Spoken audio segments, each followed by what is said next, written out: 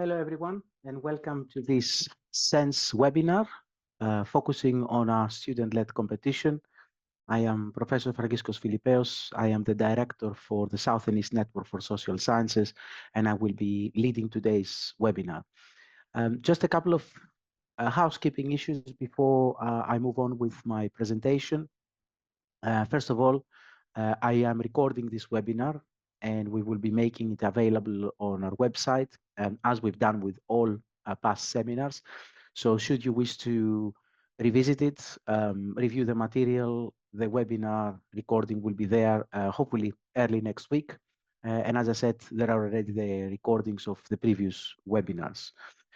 The second thing is I will aim today to have a slightly shorter webinar because the student committee is unable to join us. Student committee members are on a variety of activities, including field trips in Ghana, and therefore their internet connection doesn't permit them to actually join us. The student committee will be joining us again in the next couple of webinars we have planned until the until the deadline of the competition. So should you have any questions for the student committee, feel free to join one of the next webinars and they will be there as well. And perhaps you could also review some of the questions that other applicants have asked the student committee in the different recordings. The third thing, in terms of questions and answers, I will aim to pick up all questions and answers at the end of the webinar today. If you watched any of the previous recordings, you might have seen I've stopped throughout the webinar and answered questions. What I'll do today is I'll go through the presentation, all the slides, and then what I'll do is I'll pick up any questions that I haven't answered throughout the presentation at the end of the webinar.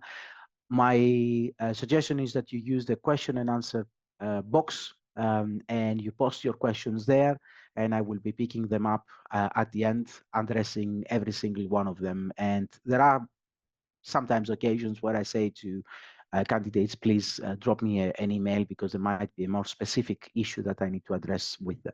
So with that in mind, I'll move on with today's presentation and today's webinar. Talking a bit about the student-led competition. I'll give you kind of an outline. I'll say a few words why doing a PhD and the way we approach PhD at SENSS. I'll say a few words about what is SENSS and how we run the competition. And then the two most important things is I appreciate that some of you are still looking for a supervisor, so just some hints and tips for supervisors, finding supervisors. And then finally, writing a proposal and how do we evaluate proposals. So it will give you a good sense of, the way we run the competition and what it takes to actually get a good proposal through the different stages of our competition.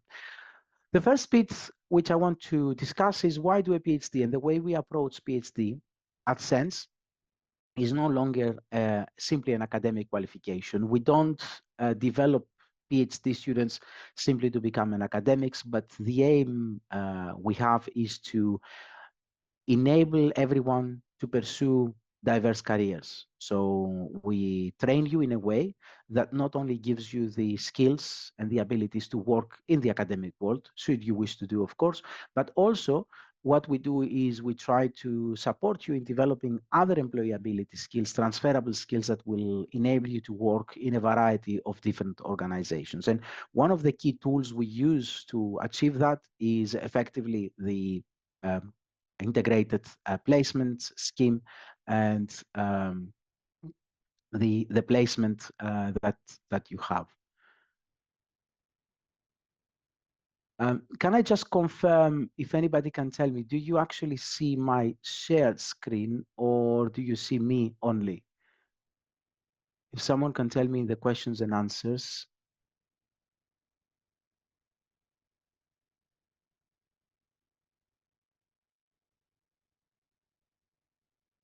Christine?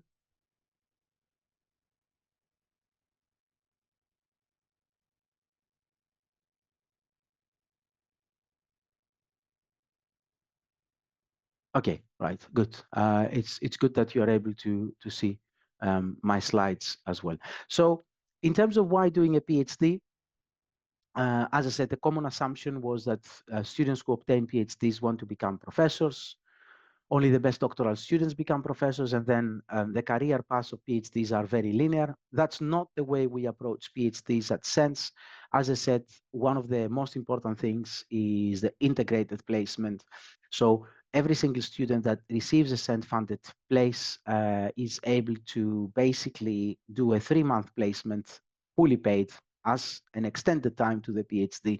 And we usually allow students to work with organizations, embed them in organizations to develop these additional employability skills.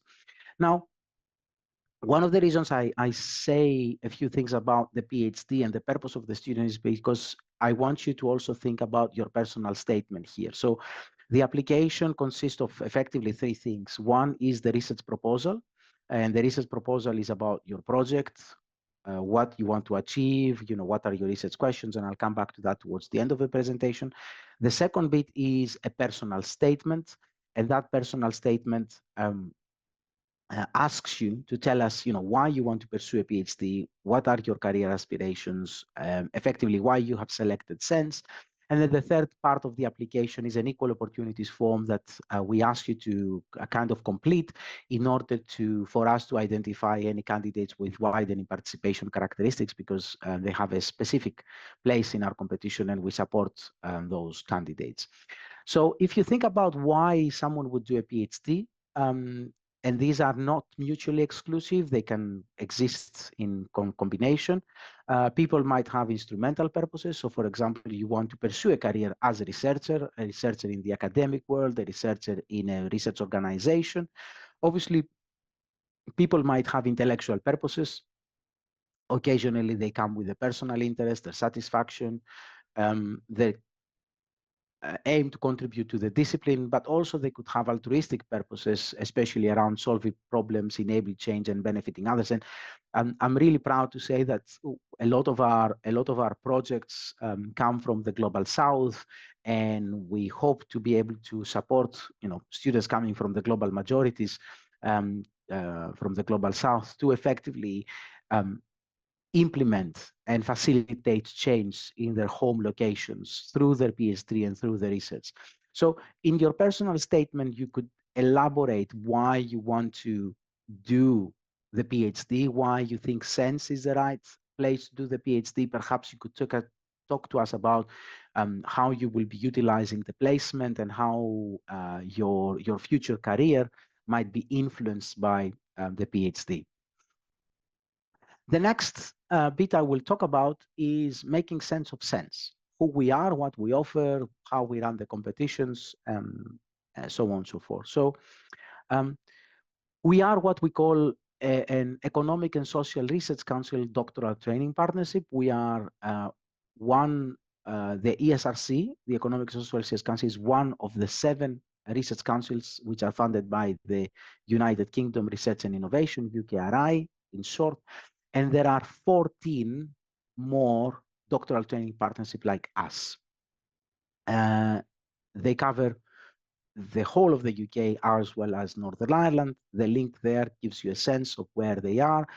And what we do is each one of us receives a grant funding, and on the base of that funding, we award and manage PhD studentships, but also postdoctoral fellowships. So this year, we are running a competition. We will be running a competition for 4 postdoctoral fellows, which are students, PhD students that have graduated from their PhD studies.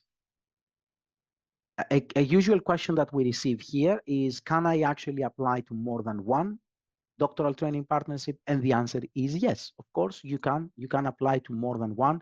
You can apply to SENSS, and you can also apply, for example, to another doctoral training partnership that covers the Southeast, which is called CDARC. Each doctoral training partnership has its own competition. They have their own rules and regulations, so they might be slightly requesting you for different things as part of the application process, or they might take you through a different application process, or they might have a slightly different deadline.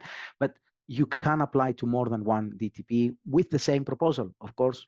Obviously not with the same supervisory team, because the supervisory team should come from that doctoral training partnership.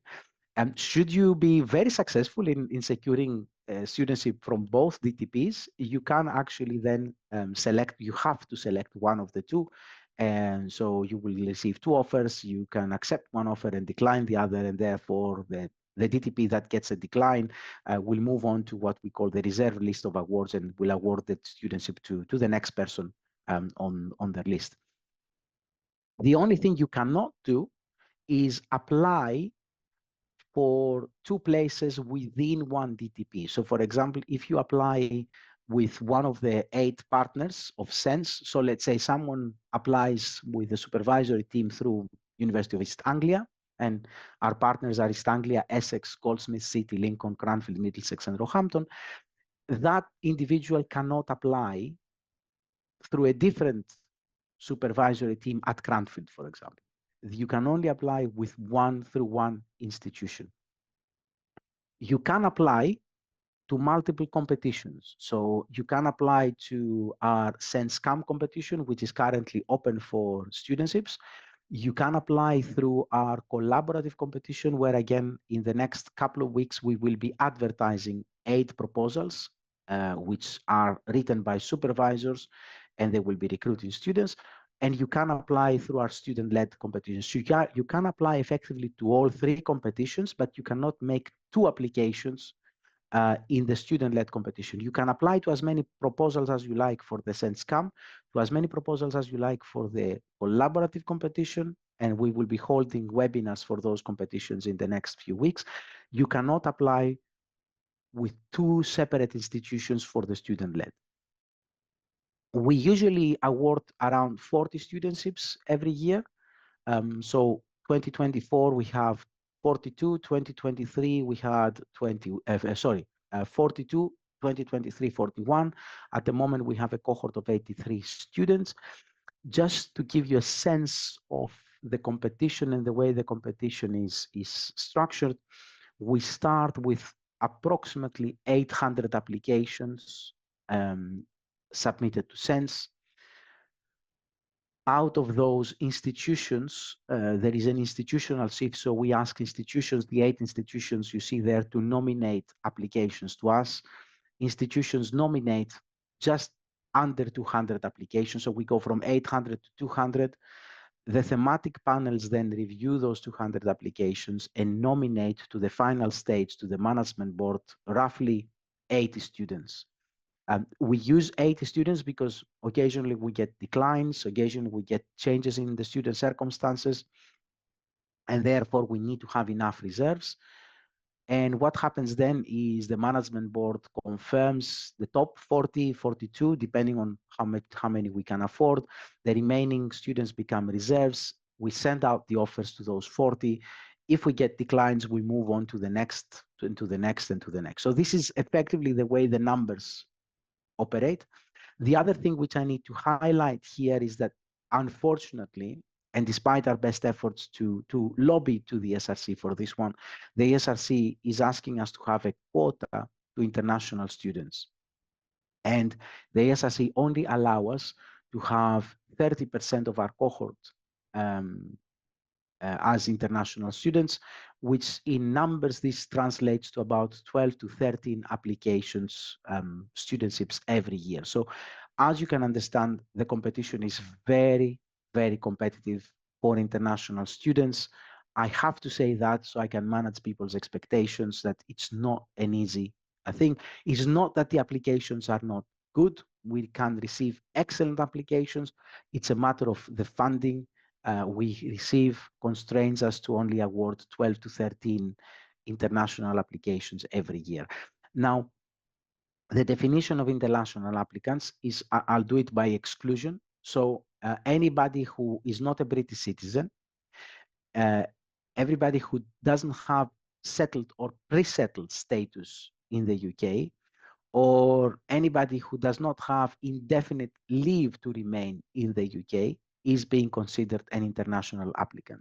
So if you are a British citizen, have settled or pre-settled status, or indefinite leave to remain in the UK, you are considered a home candidate. If you don't have any of these 3, you are considered an international candidate. What we offer is we offer an innovative and challenging training. We have a fantastic virtual learning environment that we do all our training. We have face-to-face training. For example, we do an annual induction, we do an annual summer conference.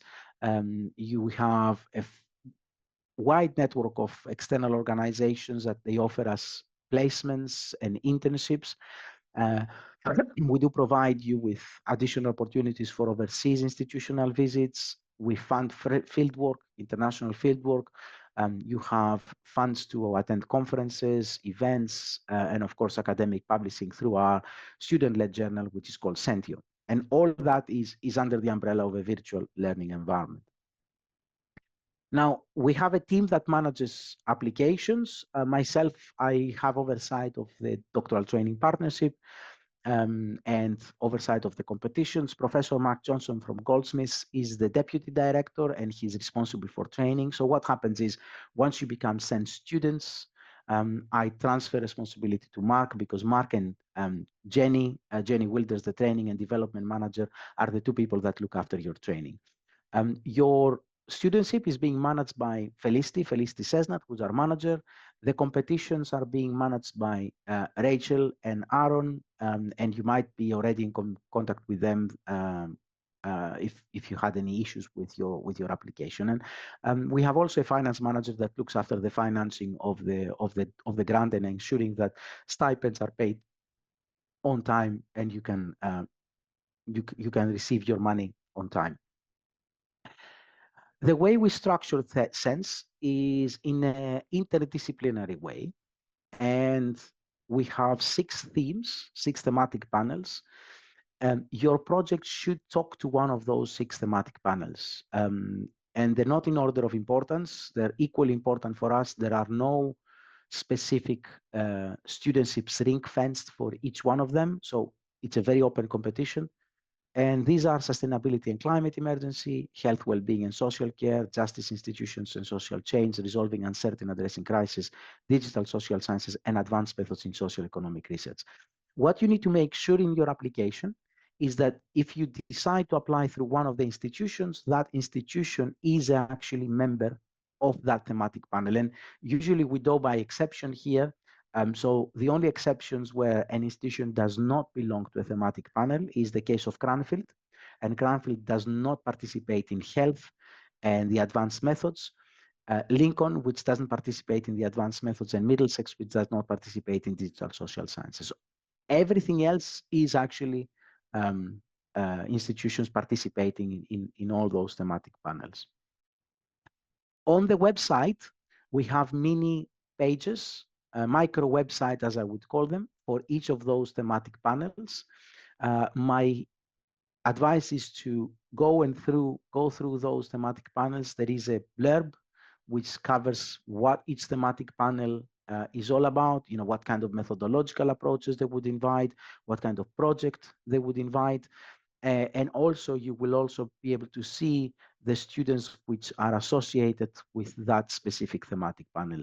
We put those thematic panels together on the web page to give you more information and to address occasionally the question, I've got this project, which thematic panel shall I apply to? And in the first instance, my advice there would be to talk to your supervisor, and the supervisor should be competent enough to guide you to the selection of your thematic panel. I appreciate that occasionally thematic panels a project might fit into 2 thematic panels. My advice there is find a thematic panel that fits best with your project, has the best alignment, and apply to that thematic panel specifically. Now, there are three steps here to make an application. The first step is to apply for a PhD place at your home institution.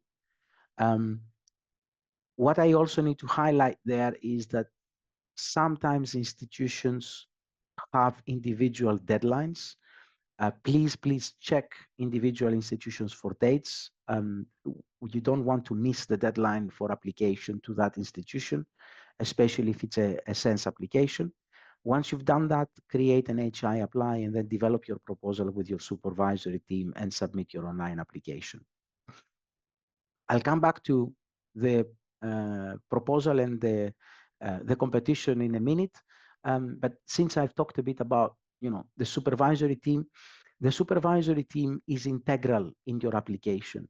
in essence, the way I would put it is that the supervisory team is part of your application.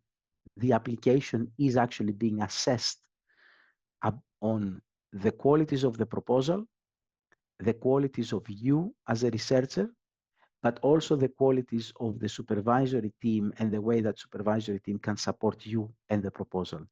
So in reality, the supervisory statement is something that institutions as well as thematic panels review to ensure that it fits with the competition, fits with the project.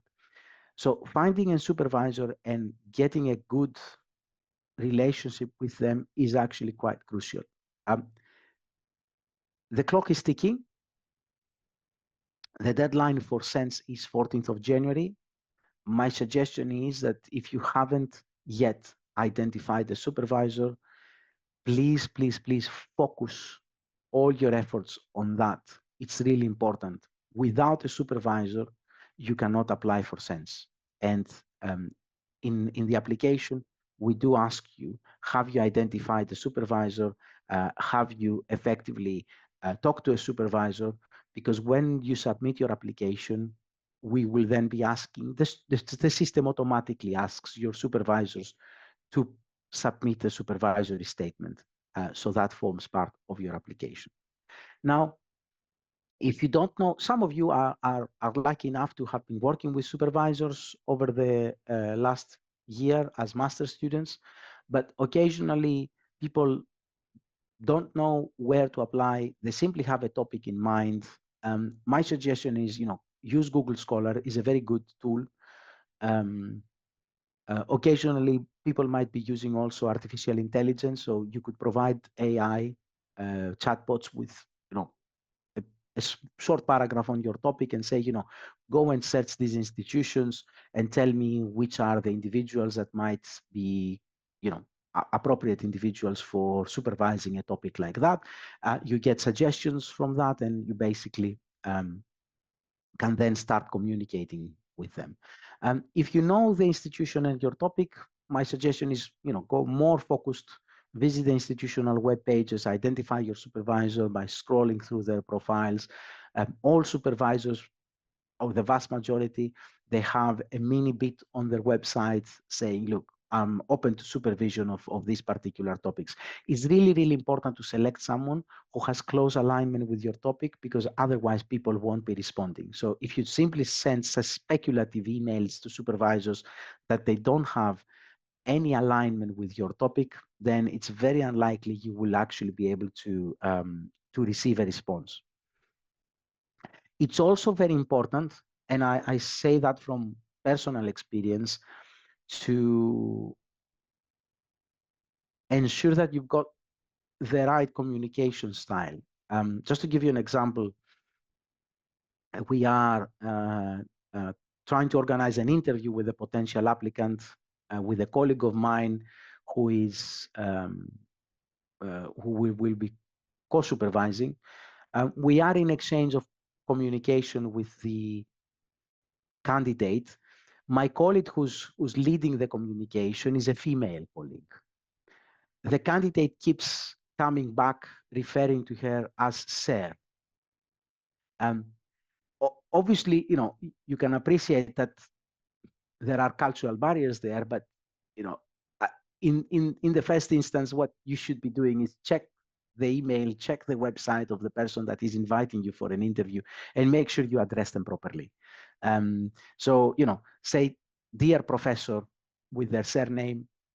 It also shows to the person that receives the email, it's not a speculative.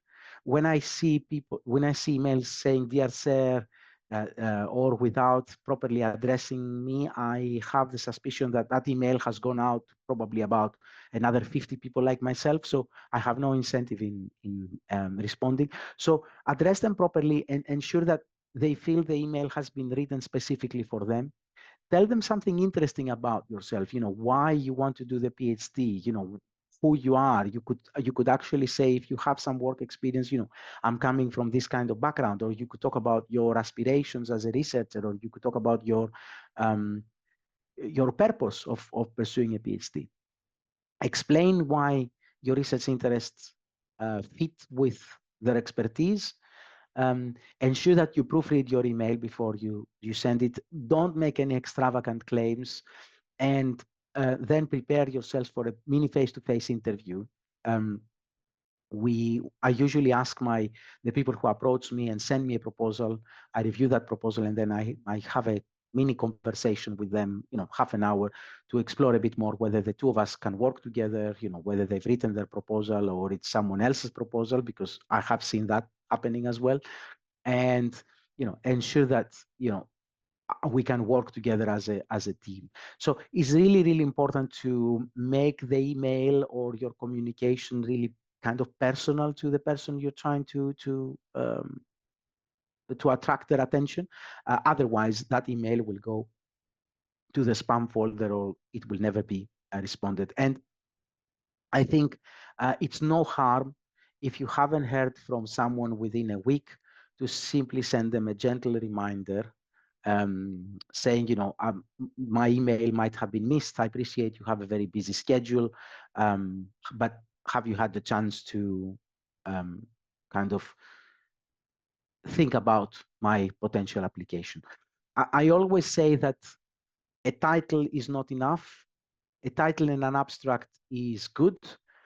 A title, an abstract, and a relatively good developed proposal is ideal, because that gives me more material to review, and I can then see the commitment of the candidate to that project. And I never accept people that come to me and say, what's your proposal? Give me an idea and I'll work on that, because it's your PhD. It's something that you will do, unless, of course, you apply to one of the collaborative projects where, the ready-made projects. But in the student-led competition, I never impose on students and applicants my own ideas. I always ask them to come with their own ideas. Now, I'll say a few words about the proposal, and then I'll pick up questions, a few words about the competition. My first suggestion would be to look at the website and be inspired by existing projects. We have a very well developed website, which gives you a good sense of the types of projects we fund. These are projects that have gone through the competition. You will see it's a very wide range. You will see it's a very diverse group of candidates. And we try to fund the most innovative and the most interesting proposals. So go onto the website and look at examples. These are examples of proposals of projects that have been already funded, that they have secured funding. Projects like BBEX in Nepal, where is researching on park people and pressures, evaluating protected areas and community forest governance models, effectiveness for conservation and well-being in Nepal. The projects don't have to be on the UK's economy. They can be anywhere in the world, no matter how small the location is, as long as you can justify how that context is important for our understanding of social sciences. Deborah and Mazen are two students on collaborative projects. Deborah is with Scottish Water. Mazen is with Cadent Gas, Cranfield students. Gemma is at City. She's a professional radiographer, and she's looking at the way radiography leaders need to be trained to manage AI digital transformation. AI is making a big change to our lives. Kwame is at East Anglia, and he's looking at intersectionality of climate and social injustice in girls' educational experience in sub-Saharan Africa, especially focusing on Benin. Morgan is on the advanced methods for social and economic research, and he's looking at a project with the title Sound Asleep, Understanding the Real-World Applications of Auditory Sleep Stimulation. Holly, another student of ours in digital social sciences. And we have 83 profiles on the website. Go and look at those profiles. Go and look at profiles in your potential thematic area. Look at what they do. And if you want, you could always email them and ask them, I'm working on a project similar to yours. What would be your main advice?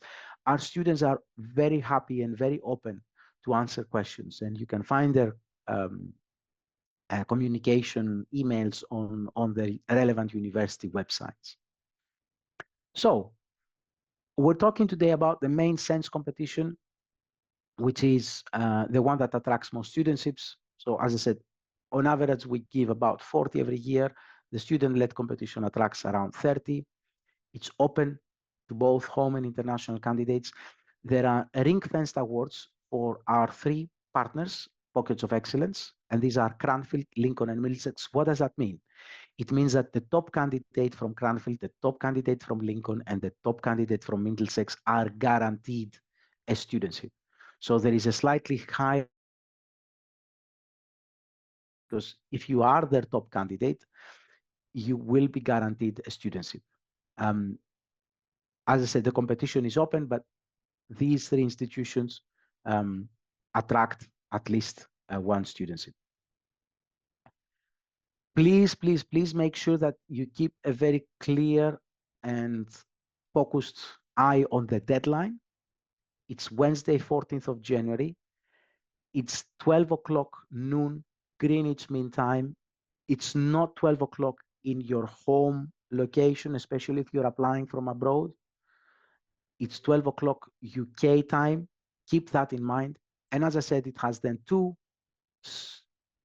stages: the institutional shifting, which is where institutions look at the applications and make nominations, and the thematic panel shifting, where the panels then look at the applications, they create links, lists, and they submit those applications to the management board. We aim to make offers in April 2026, and the start date for all projects is October 2026.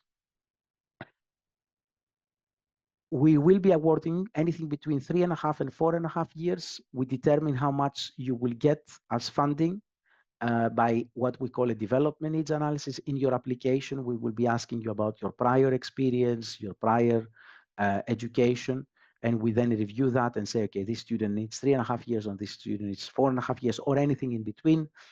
The 3.5 years includes an integrated placement, which is 3 months, and then we can extend that by an additional overseas institutional visit, fieldwork, or difficult language training. So these things carry a funded extension to the time you spend. In addition to that, you get a research training support grant, which is individual to every researcher, and it could be just over £3,000 throughout the duration of your award to basically get additional funding for conferences, resources, and paying participants, things like that. Irrespective of whether you are a home or international student, you will be receiving a stipend. At the moment, the stipend is just over £22,000, slightly higher for London-based institutions. You will be also receiving a full fee waiver. So if you are an international student, your full fees will be waived, not only the proportion of home fees. So you also don't need to have a master's. I usually get this question, do I need to have a master's to apply? You can apply with an undergraduate degree only. What we will do is we will see whether you actually need to undertake a master's. And in that case, we might offer you the maximum, which is the 4.5 years for you. You can do the studentship on a full-time or part-time basis. You can switch between full-time and part-time throughout your studies. The only constraint here is that the minimum part-time that the SRC is asking you to do is 0.5%. You cannot go less than 0.5% on the project.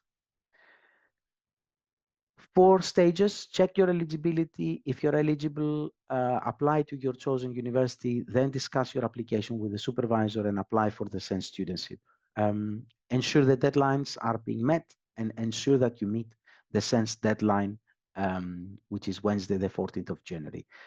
Remember what I said in the beginning, only 1 application is permitted in the student-led competition. You can apply for as many collaborative projects as you like, or you can apply for as many SENSS CAM projects as you like. But for the student-led competition, there's only one application. There are three types of applications that have a slight advantage, and I'll very quickly go through them. The first one is that if you are a home student and meet certain criteria, and the certain criteria is on our website, we consider you to be from an underrepresented background. And in those cases of, for example, students with disabilities, students from a particular ethnic background, having grown up in a less affluent area, in those cases, we ask you to indicate that in the equal opportunities, and you might receive additional weight in terms of your nomination to the next stage of the competition. So institutions have the ability to nominate what we would call a regular candidate, but also two candidates, additional candidates from underrepresented backgrounds. So if you have one of those characteristics, please ensure that you put it in the equal opportunities form. It's only the SENSS core team that actually has access to the equal opportunities form. We don't actually share those with institutions. We only share with institutions whether you are a candidate from a widening participation background or not. The second area where applications have a slight advantage is if your application is using what we call data skills. So if there is an application that is utilizing large data sets, I have one example there, the Administrative Data Research UK, big data methods, and things like that. You need to highlight that in your application and then explain why and how you meet that criterion. The other thing which we also are particularly keen on is advanced quantitative methods. And again, here we would expect those applications to have a unique characteristic in terms of the quantitative method, something which is very strong, going beyond simply data machine learning or something like that. So if you are using data skills and or advanced quantitative methods, we ask you to highlight that in your application, and then we ask you to elaborate within your application why you consider yourselves to be using data skills or AQM. The advantage here is that these are types of applications that receive ring-fence studentships. So we've got 3 data skills and 3 advanced quantitative method applications that attract studentship. So we award those in priority from the others. So in completing your SENSS application, the first step, as I already mentioned, is discuss it with your supervisor. If you undertake an interview at your home institution, you could incorporate the feedback. Occasionally what happens is during the institutional shift phase, we allow institutions to reopen applications and give candidates the opportunity to enhance them. So you submit your application, go through your institutional selection, the institution decides to nominate you, but they want to give you some additional feedback on that application. We allow the institution to reopen that application for you to incorporate the feedback before it comes to SENSS and the thematic review panel. Please read the guidance in HR Apply. They are very detailed. They tell you exactly what to expect and what to put in every box, and ensure that you allow enough time for the supervisor to submit a supervisory statement. The supervisory statement cannot be submitted before your application submission. So what usually happens is you submit your application, then the system triggers an email, automatic email to your supervisor, ensure that you have the right email for the supervisor, and then the supervisor is submitting their own part. And that part then becomes part of the application. But the key focus here should be on the development of the strong proposal. And what are the key ingredients of a strong proposal? First of all, for us is the issue. The issue needs to talk to one of our themes. The issue needs to be an interdisciplinary. The issue needs to have impact and importance for social sciences and humanity. Then, how are you going to address this issue? How are you going to ensure that you collect the data in the most appropriate ways? It's the design that matters. You might have a fantastic issue, but it might be not feasible to address it because of lack of data or because of complexities, any other complexity. So think about what is your research design and how that research design can help you achieve that. And then the third important ingredient is what this research will contribute, who's going to benefit and why they're going to benefit. Part of our evaluation criteria is impact. It's 10% of our evaluation criteria, and we expect projects to have a real world impact. So you need to discuss those things in the research proposal. The research proposal has a strict limit of 10,000 characters. It applies to all the text and does not include your title, abstract, or your bibliography, which have different character limits, and they're submitted in separate boxes. What we'd expect to see in the research proposal section, so that 10,000 section. First of all, we would like to see a description of your research proposal. You need to explain whether you're using advanced qualitative methods or data skills. That's where you should explain why. We would like to read a bit about the research background, your literature, your foundational literature, and how through that foundational literature you come up with your questions. How you're going to address those questions, what is going to be your research methods, and then your proposed timeline, including the plans for a placement. You don't have to have a placement secured, but what we expect you to do is think about that placement in advance. And then, of course, your proposed impact. And one of the key things that I always say in your proposed timeline is ensure that you leave enough buffers for contingency plans if things don't go wrong. One of the most important criteria that we use is the feasibility of the project, and we want to ensure that the project is feasible within the funded period. So typos, lack of clarity, extreme jargon are usually brief proposals with long references, are usually things that create a negative impression. Also bear in mind that your proposal, when it leaves your institutional stage and goes to the thematic panel, might be reviewed by people who are not direct experts in your area. So you need to explain to those individuals in different way, in a simpler way, what your proposal is all about. So don't expect that the people that will read your proposal will be direct experts on your area and draft the proposal in that way.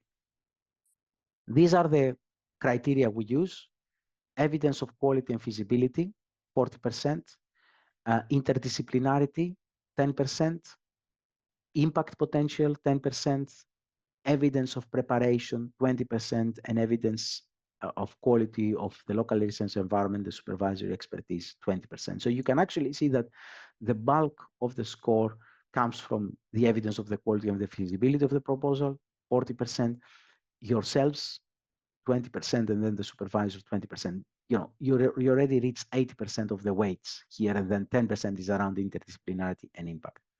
So if I wanted to summarize that and just give you a slight understanding of the way we evaluate your proposals, the first of these, the evidence and feasibility, which includes interdisciplinarity and impact, is based on your outline of your proposed research project, your reasons for pursuing, your wider significance, and it's also supported by the information which is given by your supervisor. What we're looking for is to assess your ability to design and conduct a strong research project, a well thought out research plan. So it's not only about fantastic idea, excellent project, but can you actually deliver to that idea? And also strong awareness of your positioning within the wider research area, the current field. So where you're based. In simple terms, what we ask you to do is innovate, make sure that your idea stands out. Remember, sometimes our reviewers have to review just over 30 proposals in a relatively short period of time. Support, ensure that you have adequately covered the literature. Do not under or overpromise. It's the feasibility question here, and ensure that you have the appropriate methodology and a contingency plan. You know, what if you planned interviews and did not manage to access key participants? What happens in that case? So we would like you to come up with an idea which is innovative, which is deliverable, and which has the support of your supervisors. Then what we need to see is that you as an individual are the right person to deliver that idea. So we, based on your previous experience, academic, professional, occasionally lived experience, and we also base it on your supervisor's evaluation of your suitability. It could be on your performance in the different degrees or your relevant professional experience, but also how this program will contribute to your long-term career aims. So it does not matter simply if you have a strong proposal, but you need to demonstrate that you are the best person to deliver and take it forward, that you have the right skills, the right drive, the right motive. And then, of course, it's the third criterion, that it's not just a proposal in you, but it's also that you will be based in an environment that is strong with appropriate supervisory expertise. This is where the panels look at supervisory supporting statement, the knowledge, the expertise. We also look at the individual roles of the proposed supervisory team. We look at the way they have worked with you to identify your training needs and how you're going to meet those training needs. So you do not only need an excellent proposal, a clear demonstration that you're the best person to do the research, but also you need to be able to demonstrate, and that's through the supervisory statement. This is why I said it's really, really important to have the supervisors on board from as early as possible, that you will be supported by a team that has expertise and experience, and then they can work with you to develop you and train you for your future career. As part of the application I've mentioned earlier, and I'm closing the loop here with my opening slides about why do a PhD, we ask you to provide us with a personal statement. And it's a maximum word count of 3,500 characters. We want you to discuss your academic interests. We don't want you to restate the proposal. We want you to tell us about yourselves. You know, why SENSS, why that university, why that department? What do you think SENSS can contribute to your long-term career development? And also, you know, you can discuss your passion for the topic, your existing knowledge and experience, and how these things have prepared you for the demands of postgraduate life. And any example can be useful here, even from lived experience. You know, usually people with families manage very diverse and challenging timetables. So their time management skills are very advanced. So that's something you could highlight here as part of your potential supporting statement, personal supporting statement. If you have, if you need to find more information, the Studentships website has all the prior recordings as well as the guidance, frequently asked questions, things like that. I can suggest two blogs there. One is how to apply for PhD funding and how to apply for a PhD in the UK. Both of them contain very useful information on the funding process, on securing a supervisor. If you have any academic inquiries regarding your application, you could use my director email. If you have any issues, administrative issues with the system or with the application platform, my suggestion is to utilize the admin at senss-dtp.ac.uk email, because this is monitored very frequently. All the team has access to that inbox, and therefore, if one of us is unavailable, they can pass it to the most appropriate individual to respond to your question. So my suggestion is start your query from the admin, because even if it's about an academic question, you could always send it to the admin and the admin will forward directly to me. I'll pause here. We've got about 10 minutes. What I'll do is I'll stop sharing my screen and I will move on to the question and answer part of the session. So let me just make sure that I get this one right. And I'll open my questions and answers. And I'll go through them just to see whether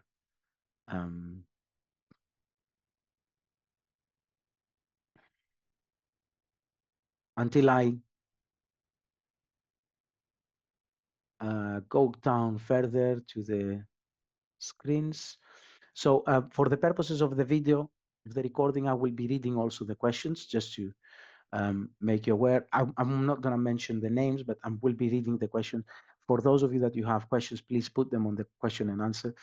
I understand there are two study routes, the 3.5 years and the 4.5 years, PhD and MSc and PhD. If I have a bachelor's degree, do I apply directly for a PhD in any of the partner universities? Should I apply for a master's degree? You apply directly to the PhD. And what will happen in your application form, you will see that there is a section which talks about your prior education and your development needs analysis. What we will do is you will provide us with information in that section. And usually what happens is the supervisory team makes a recommendation about whether you need a 3.5 or 4.5 years. In the vast majority of cases where students come with an undergraduate degree, we do offer them the opportunity to do a master's. What happens there is, should you be successful, we work with you and your supervisors to identify the most appropriate master's for you to do within the same institution that you've applied for your PhD. You cannot do your master's in one institution and your PhD in another, but we ask you to apply. You will then be offered direct admission to that master's.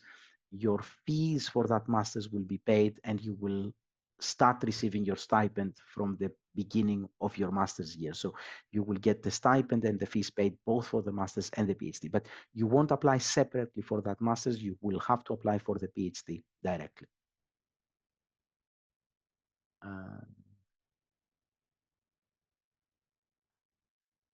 Question the placement. I am in my first year of a PhD and also volunteer with two organizations alongside this. Would it be able to count as my placement? Would I have to find a completely new placement? So the answer there is, if the two organizations you volunteer to are happy to admit you as a placement student, so the SRC is requiring us to have a placement of 13 weeks. It's funded, so the organizations you volunteer to won't have to pay anything, but we would need to draft almost like a contract of expectations. So what do we expect you to do during your placement? And obviously you can select either one of the two organizations to do your placement, or you could split the placement across the two organizations. And it doesn't have to be in a single time period. It could be spread across the PhD, but what we need to ensure that if it's spread across the PhD, the cumulative time spent equals the 13 weeks.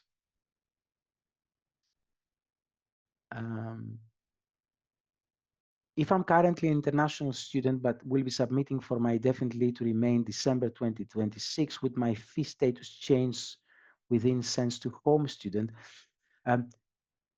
Unfortunately, you might be submitting to December 2026, but for the purposes of this competition, you are still considered an international student. So we won't be able to treat you as part of the home students because you haven't already got your indefinite leave. Now, if you are successful and that status changes, it doesn't actually make any difference for you if you are already a student for SENSS, because as I said, home and international students receive a full fee waiver and the same stipend. So for the purposes of this competition, if you're submitting in December 2026, because your PhD will start in October 2026, you will be considered an international student.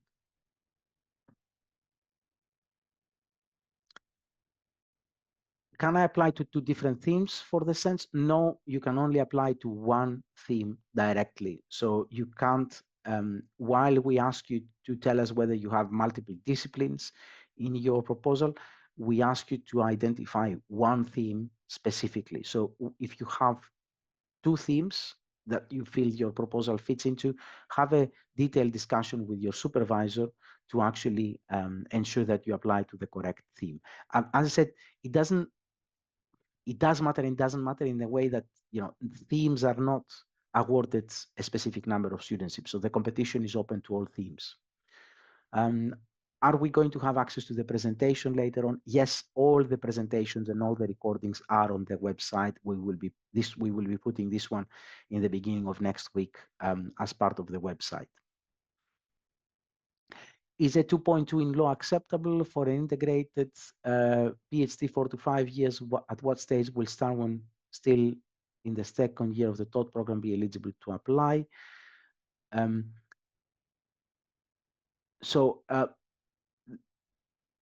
The score of the undergraduate degree for us is relatively irrelevant. You know, there is no minimum entry criterion for SENSS because we feel that sometimes people have the right skills, but, you know, because of unfortunate circumstances, they might not be able to achieve the maximum performance.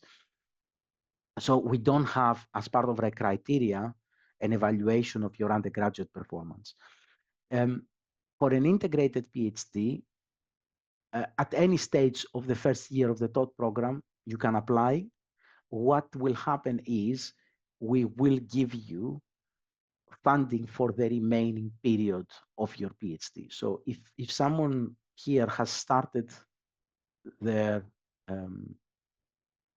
program already, what we will be doing is we will be offering you the remaining amount, funding for the remaining amount of time.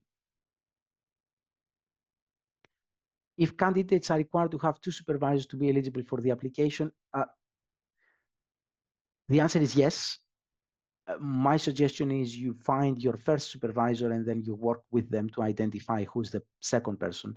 The statement that the supervisor has to submit talks about a supervisory team, not a single supervisor. So the answer is that you will need 2 supervisors to apply for SENSS, but please focus on finding the first supervisor, and through them and their networks, you can then find the second supervisor. I applied for SENSS in the previous competition. I never succeeded and had a supervisor. I'm trying to apply for the current competition. My supervisor has failed to respond to me despite writing to her 5 times. What advices are you giving me concerning that? I think it's very interesting why that supervisor is not responding. Perhaps they have moved institution. Have you checked that? Sometimes supervisors go on maternity leave.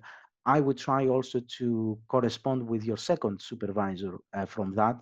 And if not, write to the operational lead of that institution and say, look, I'm keen to reapply. Could you bring me in touch with other potential supervisors in that area? Supervisor circumstances might have changed, hence they might not have responded. What do you mean by placements? Please, do I have to find a placement for myself? Now, what we mean by placement, the placement is, it's integrated, first of all, in the PhD. We ask you to, if you haven't got a potential organization that you think about the placement you have secured, we ask you to think about what are the characteristics of an organization. What we expect you to do is, during that placement, is find an organization that you can apply the findings from the research of your PhD. So, you know, if you don't have a placement provider, and if you are successful, we will work with you to find one. So we won't leave you on your own. In the application, we would like you to think about the characteristics of an organization that might be the appropriate organization for you to go into the placement. In the proposal supporting statement, to what extent do I need to evidence that my research is meeting sustainable development goals and the SRC goals? How this be evaluated when the application is being considered? We don't actually directly ask, well, we ask you to tell us which of the sustainable development goals your proposal is meeting, but what you could do, that you could put it into the research context, that discussion. But it's not kind of, we won't say, oh, you haven't addressed this CSRC priority, so we won't be taking your proposal further. We want you to tell us in the research context how that context meets the sustainable development goals. And if you have space, talk also about ESRC priorities. I've selected my PhD research topic and shared my initial proposal with the supervisor who is happy with the topic and willing to supervise me. Since the application deadline for my home institution has already passed, could you please tell me what step I should follow now? this is very interesting because I wasn't aware that there is an institution that has had such an early deadline as now. Could you just send me an email and I can see that, because I was aware that the earlier an institution would set an application was going to be beginning of December, and that is Middlesex, if I'm not mistaken. I wasn't aware that there is an institution that decided to put an application as early as 2 months before the application deadline for SENSS. If you could just point me towards this institution, I might be able to look at that into detail. And perhaps, you know, there is some leeway for that institution to look at your application separately. You will be able to access the questions about where you can access the recording of this webinar. You will be able to access the recording of this webinar on our website, as well as the recordings of the previous webinars, and also the recording of the future webinars once these take place. If I'm not selected with my research proposal this year, can I reapply next year with the same improved research proposal? The answer is yes. I have already, for example, spoke to a couple of students that applied last year and tried to give them additional feedback. We usually provide some light feedback on proposals. Obviously, you can appreciate that it's a huge number of proposals, so we can't go to every single one of them and give them individual detailed feedback. That's something that your institution can do. But the answer is yes, you can apply again with the improved proposal this year. Is it too late now to contact supervisors? If you have a fully fleshed proposal, I don't think it's too late, but you would need to have a fully fleshed proposal by now or by beginning of December. Imagine that, you know, between the 24th, 23rd of December and the 4th of January, most supervisors tend to go on annual leave. So when you return back from Christmas, you've got about 10 days to finalize any details. So you will need to act very quickly. Is there a database with examples of proposals?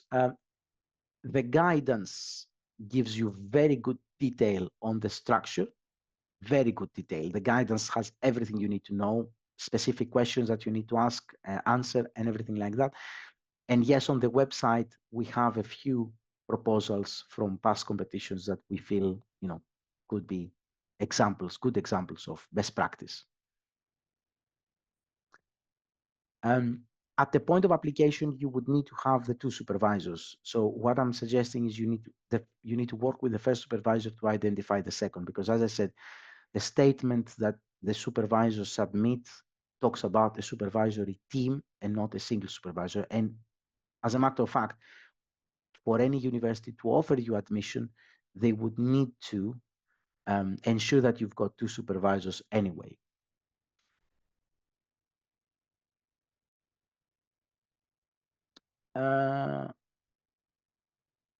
I can't see, Nafsul, I can't see the two questions you have. Perhaps you could type them further down. Next question is, I have a master's, but neither of my degrees are in social sciences. Would need to apply for 4.5, as I may need to do some modules of the master's. I think the question there depends on the project. So what we will do is we will look at your project, we will look at your skills. We might not offer you the full 4.5 years. We might offer you, for example, 3.75 or 4. And what we will do is in the offer letter, we will specify what kind of training we think you need to be doing in social sciences.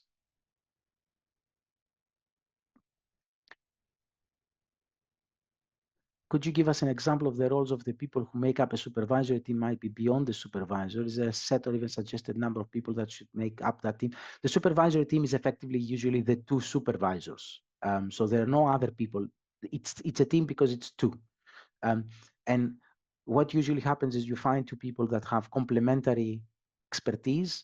So one of them, for example, might have a specific expertise on your methodological approach to your project. The other one might have an expertise on the conceptual part of your project. And what you ensure is you get appropriate supervision from those two individuals to work with you. Sometimes, if both of these individuals are what we call early career researchers, so younger junior scholars, the university might ask them to have what It's usually called the supervisory chair, which is an experienced supervisor, but it's not something that we require in the application. Is the current stipend 20,000 outside London? I think that's the right amount, and I think it goes up to 22 to 23,000 pounds for the London institutions, depending on whether they are inner London, like City, or outer London, like Middlesex. If your research needs to access individual level data from UK Biobank, the initial suggestion there is to use your research training support grant for that. But if there are substantially additional costs, that's something that you would need to put in your application, because what we need to ensure is that this is actually costed at the point of the application. It's not part of our evaluation criteria, but it's part of our funding allocation. So if we need that your project, for example, will need an additional 10,000 pounds to get the individual level data from UK Biobank, we will give you that amount should you be successful, and we will ring fence that amount for that specific exercise.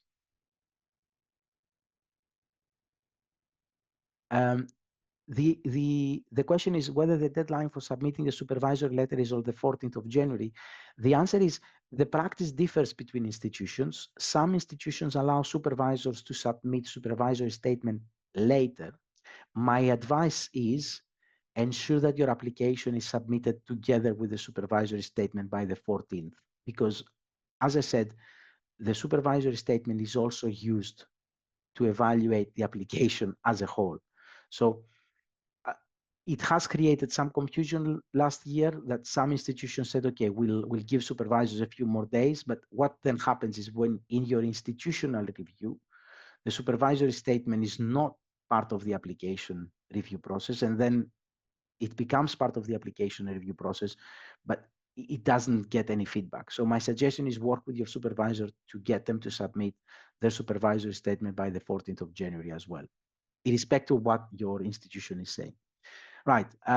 Question number one, regarding data skills students, should I combine my data skills to my research topic? Yes. So you need to demonstrate that your research topic is utilizing big data sets, large data sets, advanced methods, and that is what it will mean data skills. On the website, we have a very detailed document that tells you exactly what we consider to be data skills and what not. What is your advice if I'm not sure of my proposal? I mean, I know which geographic area, but I cannot determine if my proposal is fine or looks good enough or not. That's your supervisor. A potential supervisor could tell you about that. It's something very specific. Send it to a few supervisors, potential supervisors, and ask for their advice. And they can then tell you if it's a good proposal or not, and whether they can give you feedback to improve it. My proposed project examines early stage entrepreneurship and financial literacy education in Nigeria among first generation minority ethnic learners in the UK to address long-term social mobility and equality. It spans education, social justice, migration, youth development. My view is that from a first reading is justice, institutions, and social change, what you're referring to. So that's potentially the most appropriate theme. There could be occasionally some overlap between that and resolving uncertainty, addressing crisis, but you're not talking about here any crisis relevant topic. So it's more about movement, social mobility and equality. So JISC, as I call it, would be the most appropriate thematic area. My topic will require data skills and AQM. I suggest, how can I demonstrate it? I suggest you go through the guidance and you map your discussion on the guidance. So you basically say, look, I'm doing that, and I'm doing that, and I'm doing that. This is why I'm proposing that I'm using or I'm applying for an AQM or data skills studentship. Can you explain the placement in terms of payment to the employer? So the placement is funded. So you receive your stipend and your fees. for the placement period, the employer does not pay anything. So the employer does not pay you anything. The employer only receives you as a resource, free resource for 3 months. In your case, you will be continue to receiving your stipend and your fees paid for those 3 months. That's how it operates effectively. So we keep paying you and you work effectively on your project for an organization.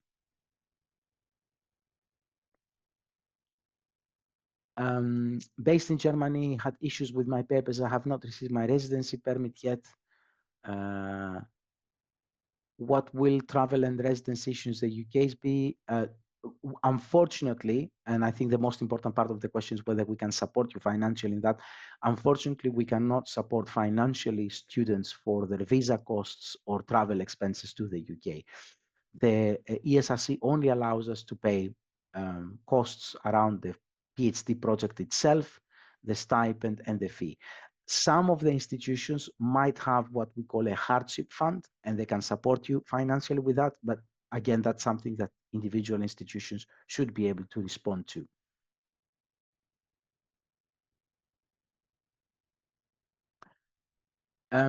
My first supervisor is from one of the SENSS universities. Can the second supervisor be from a university outside SENSS or outside the UK? The answer is yes, as long as your first supervisor is in agreement with that. I did my master's from one of the SENSS partner universities. I found that my theme is available in the university. But Nafisul, you haven't completed the question there. So please complete the question so I can respond to.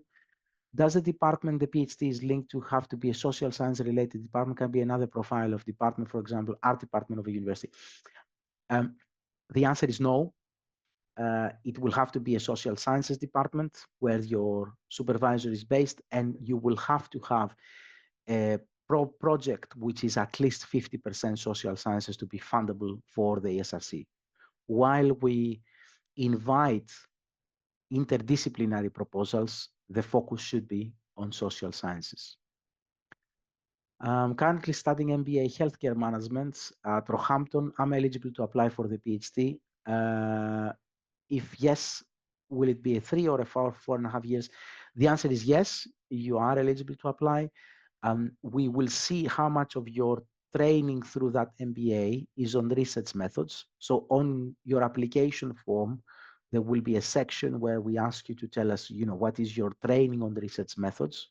You can then make reference to specific modules from your MBA. And at that point, we will decide whether you need a 3.5, 3.75, 4, 4.25, or 4.5. So it's not a 3.5 or 4.5. It's anything in between the 3.5 and the 4.5. And it depends on the amount of training we feel you need to complete the project on time.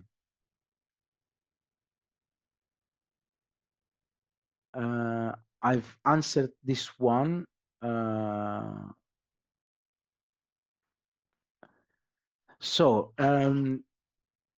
If the university, if you have already a proposal, you've discussed it and the university does not participate in that theme, my suggestion is you talk to your supervisor to see whether the proposal can be submitted to one of the other thematic areas where that university participates into. And occasionally we have shifted, universities are allowed to shift proposals from one thematic area to another. I'm applying to practice-led art PhD at Goldsmiths. Can apply for SENSS with practice-led art PhD? The answer is no. It goes back to what I said about social sciences. And if your PhD is in art, I'm afraid if ESRC audits us, we won't be able to justify why we're funding an arts PhD in social sciences, especially practice-based arts PhD. The suggestion there is you try to look for the Arts and Humanities Research Council studentship that Goldsmiths, as far as I know, has access to. For interdisciplinary projects that link Global South education reform with UK social mobility challenges among the diaspora communities, what factors does SENSS consider most important when aligning the proposal with the thematic group? I think it's more about whether you're talking about social change or uncertainties. If your proposal is about social change, then I would go towards JISC. If your proposal is about addressing uncertainties, immigration crisis, and things like that, your proposal would go towards RUAC. If I begin my PhD in the UK in October 2025, would I be still eligible to apply? Should I apply as an international student or a home student? You should apply as your current fee status. So if you haven't got indefinite leave to remain, if you haven't got settled or pre-settled status or British citizenship, you need to apply as an international student. If you have started your PhD, you can still apply. What will happen is you will be eligible for funding of the remaining period of your PhD. We don't look at the average GPA result of the most successful candidates because that's not part of our evaluation criteria. So I did say before, as SENSS, we don't even ask you to provide your transcripts. So the review panels look at the application and the application only. The transcript process is part of your institutional admission process, so it's not part of SENSS.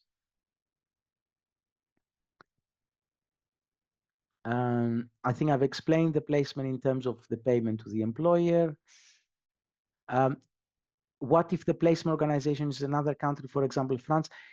ESRC does not favor international placement. So I'm not saying that it's not doable.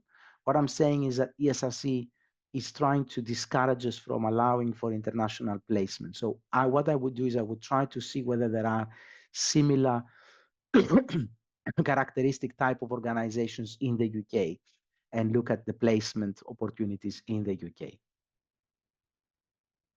Can I clarify my future career after completing of my PhD program is working for an independent organization which serves my local community, or I need to make it for institutional career? No, as I said, you just need to tell us what is your career aspirations, where do you want to go, and how do you expect to employ the skills that you will be getting throughout the PhD.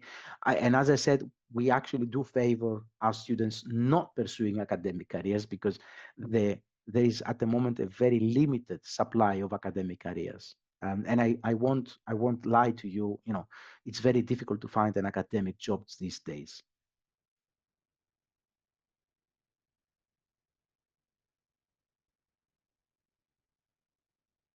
Right. I think some questions are duplicated here.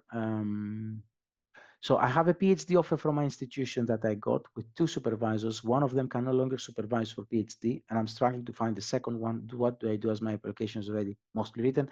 I think the issue here is something you need to discuss with your first supervisor. As long as you have one who is on board, that one person should help you secure the second person, especially if you have already prepared the full application. Would patient and public involvement costs be paid? Yes, usually what happens is we expect students to tap into their RTSG, the Research Training Support Grant for that. This is a flexible fund that you can use for patient public involvement costs. If though you expect that the costs of that would be substantially higher than the £3,500, I think that's something that you need to specify in your application. So as I said before, you give us a sense of the overall cost of the application. It doesn't matter for our evaluation of the application. What it matters is, it matters for our allocation of funding. Just to give you an example, what happens is we have this big list of 80 successful candidates, and each one has an associated cost. The cost is the stipend, the fees, the RTSG, the placement, and any extra costs they might have put forward. And what we do is we have a total cost for that candidate over the 3.5, 4.5 years, whatever. And we've got at the bottom of that big Excel spreadsheet, the total amount we have received from the SRC from the grant. And what we do is we go down the list and we subtract from that total amount the amount of each studentship, the cost of each studentship, And once we depleted that, we stop offering more studentship. So if we end up, for example, with 15 projects on a year that both projects, all 15 projects require expensive field work in the global south and expensive placements, we might be able to afford only 30 studentship instead of 40. So far, we have been very prudent in managing the grant, and we are able to offer 40. But we want you to be as transparent as possible in terms of the additional costs, so we can manage our funding in the best possible way. My project involves participant recruitment data collection. Will it be necessary to provide financial intensive? So this is what I said. It's typically covered from RTSG. If you expect it to be well beyond the £3,500, I would suggest you put it as part of your proposal.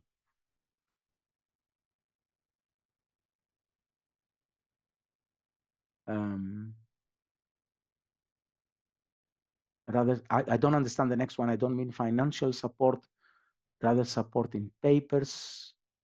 If you could just rewrite that question. I did my master's from, that's something I've answered.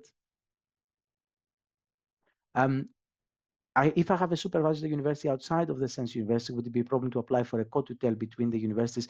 I'm afraid SENSS does not fund co-tutels, so you can't have a co-tutel. You need to have a PhD from one of the SENSS partners.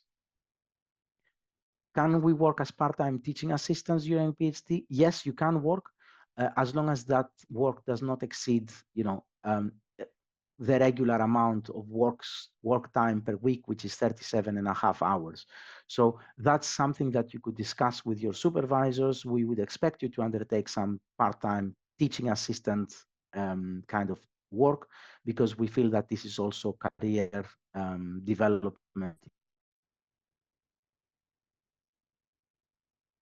If the second supervisor is also from a SENSS institution, would that be considered an advantage? It's what matters is, as you said there in the second part of the question, is the relevance and expertise more important? The relevance and expertise of the supervisor is important. It's the way the supervisory team is structured. It's not about the names of the supervisor or where they're based.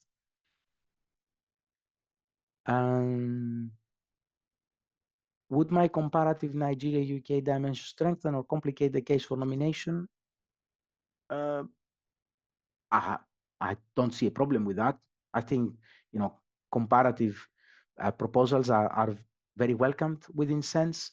And if there are elements of the proposal that touch on humanities like education, entrepreneurship, that's absolutely fine, as long as it is a social sciences question and social change. So the answer is there. It's absolutely fine. I can't say more unless I actually see the full proposal. All types of programs start October 2026. You can't start earlier than that because the funding is allocated from October 2026. So we will tell you in April whether you're successful, and the start point for that will be October 2026. Currently studying MSc Energy Policy from the University of Andrews, eligible to apply for the PhD? The answer is yes. Whether it's going to be a 3.5 or 4.5 or anything in between, that's part of the evaluation of the application. The initial discussion is with your supervisor. The supervisor makes a recommendation, and that recommendation gets reviewed. And we reserve the right to review and adjust that recommendation. Sometimes we recommend slightly higher, sometimes we recommend slightly lower. It has to do with the way we read the application at SENSS. When I say we, I refer to the thematic panels, the deputy director and myself. You don't need to have English language proficiency score at the time of the application. We don't ask you for English language scores. That's something that the university will ask you.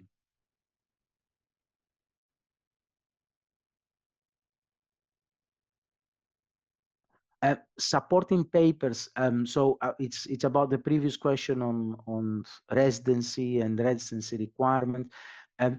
What usually happens is the university you apply to, if they offer you an admission, and then that subsequently makes you eligible to apply for SENSS, They will be providing you with all the relevant support to get your paperwork in line to get your UK visa. So yes, support, we'll send you, they will send you the invitation letter, they will act as sponsor for you. So yes, all that will happen.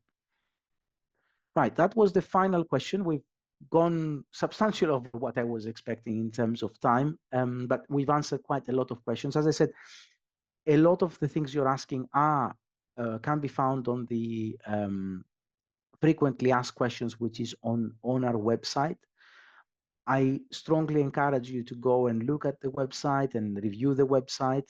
It has a lot of information. All the recordings of the previous webinars are also there. And we will be holding a couple of more webinars. The dates are on the website. I don't remember them at the top of my brain right now, but the dates for the website, for the webinars are on the website.